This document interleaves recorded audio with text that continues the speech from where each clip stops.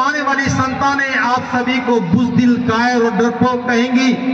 वो कहेंगे कि हमारे पुरखे सब कुछ उनके पास था, ज्ञान भी था, धन भी था, और दिल्ली जैसे महानगर में उनका घर भी था, गाजियाबाद और ग्रेटर नोएडा जैसे जगह पर उनके पास आलीशान मकान भी था, कपड़े भी अच्छे पहनते थे, खाना भी अच्छा खाते थे, लेकिन मानसिकता में गुलाम थे।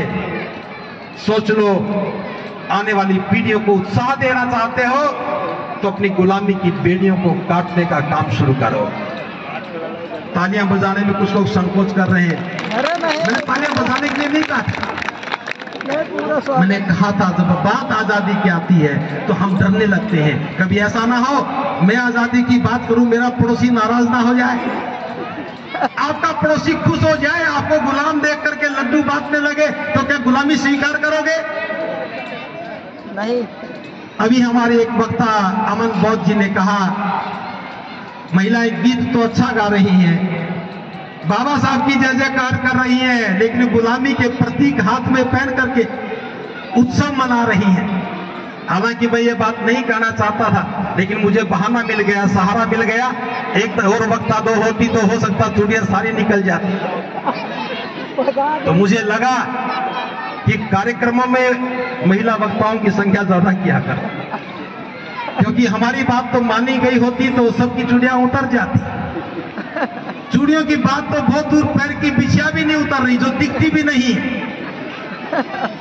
मानसिक रूप से आजाद हुए बगैर उत्सव नहीं होगा।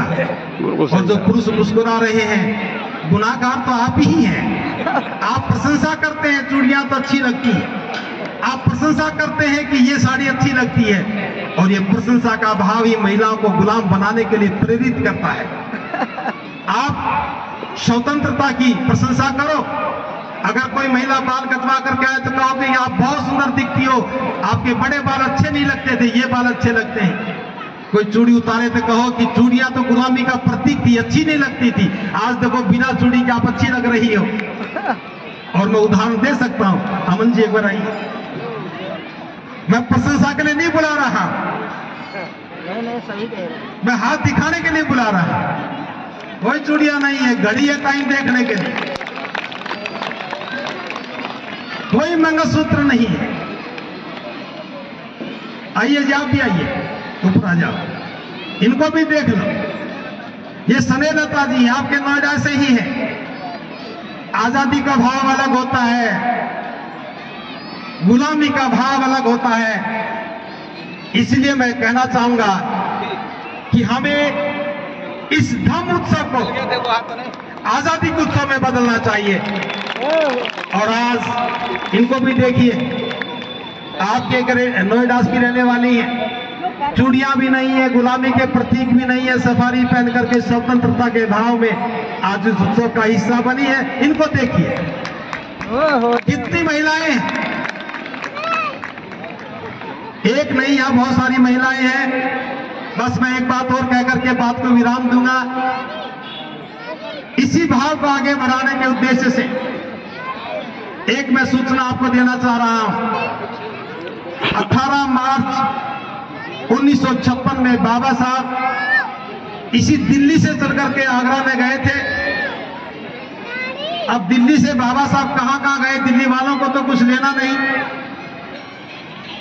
नोएडा वाले दिल्ली वालों के बड़े भाई, छोटे भाई हैं, इनको भी कुछ लेना नहीं। कहां बैठे हो? लेकिन आगरा वालों ने तो जिम्मेदारी को समझा है। 18 मार्च को बाबा साहब के आगमन की स्मृति में प्रतिवर्ष वहां एक बहुत बड़ा धर्म कारवां होता है। पिछले वर्ष तो बुद्धा पीस मार्च भी हुआ था। प्रतिवर्ष हम उस कार्यक्रम को किसी न किसी उद्देश्य के लिए आयोजित करते हैं।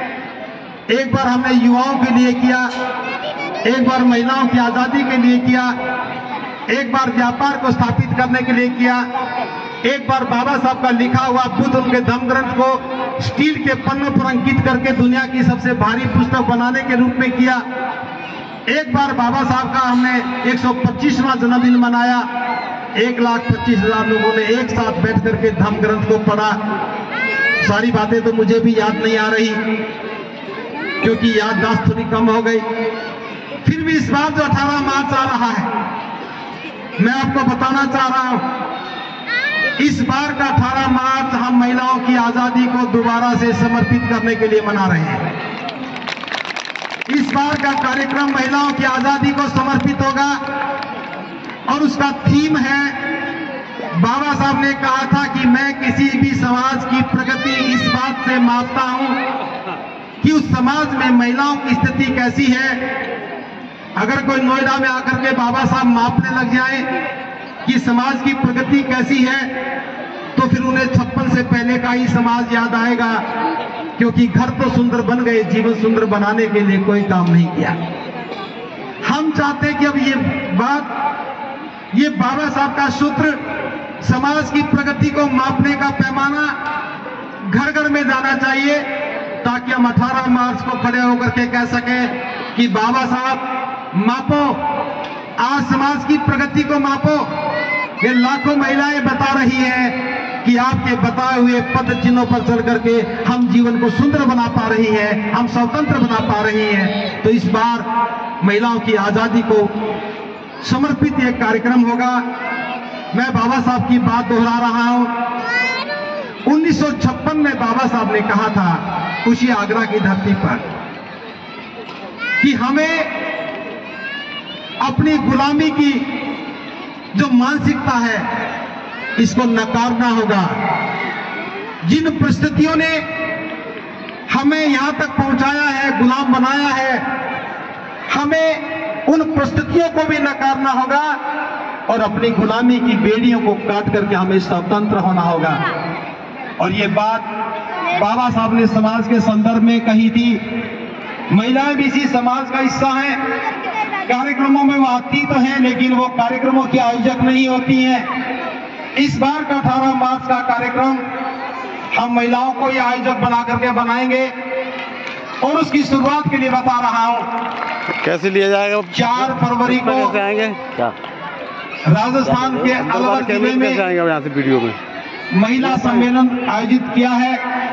वो महिला सम्मेलन इसी तैयारी के लिए होगा कि 18 मार्च में हजारों महिलाएं वहां जा सके। आप भी बहुत मेहनत करें। और उसी कड़ी के तहत 7 फरवरी का दिन जो माता रमा का जन्मदिन है, उसी दिन को आधार बना करके उपासिका मीना बौद्ध जी अभी घोषणा करके गई है कोंडली के डॉक्टर अम्बेडकर पार्क में। मेरे को फोटो सभी महिला समूहों के संयुक्त प्रयासों से बहुत अच्छा नहीं, वहाँ महिला सम्मेलन, बौद्ध महिला सम्मेलन का आयोजन किया जाएगा। दोस्ती अच्छी है उनसे। तो मेरा आमंत्रण है आयोजक टीम की ओर से, आप सभी लोग जो मेरी बात को सुन रहे हैं, अपने अपने घर में जितनी भी महिलाएं हैं उन सबको कुंडली वाले कार्यक्रम में जो 7 फरवरी को होना है उसमें जाने के लिए तैयार करें। एक बात का ध्यान रखना है, सभी महिलाएं श्वेत वस्त्र पहन करके आए। हो सके तो सफारी पहनो, ये सफारी बेचने वाले बैठे हैं। हो सके तो सूट पहनो, सूट बेचने वाले भी बैठे हैं। और मेरी बात नहीं मानो तो कुछ भी पहनो।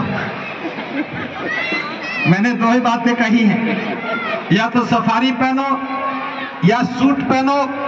अगर मेरी बात ना माने तो जो आपकी मर्जी सो पहनो, लेकिन सफेद पहनो। सफेद कपड़े पहन करके आना है और उपासक भी सफेद कपड़े पहन करके आए जब तक सर्दी कम हो जाएगी।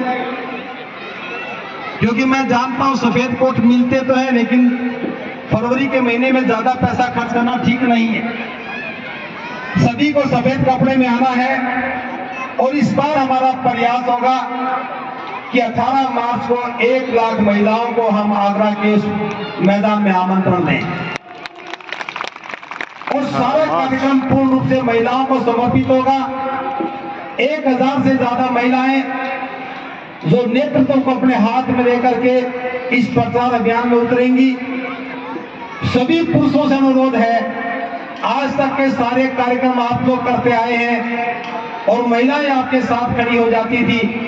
इस बार थोड़ा गियर बदल देना, महिलाएं खड़ी हुई हैं तो आप उनके साथ खड़े हो जाना, क्योंकि समाज अकेली महिलाओं से, अकेले पुरुषों से नहीं बनता है।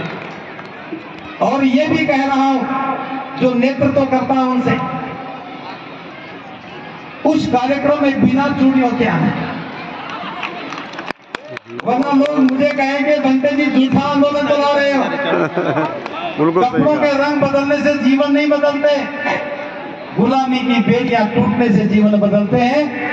मैं मीना बोजी की टीम से भी कहना चाहूंगा, कौशाम्बी की टीम से भी कहना चाहूंगा, गाजियाबाद की प्रबुद्ध भीम महिला मंडल से भी कहना चाहूंगा,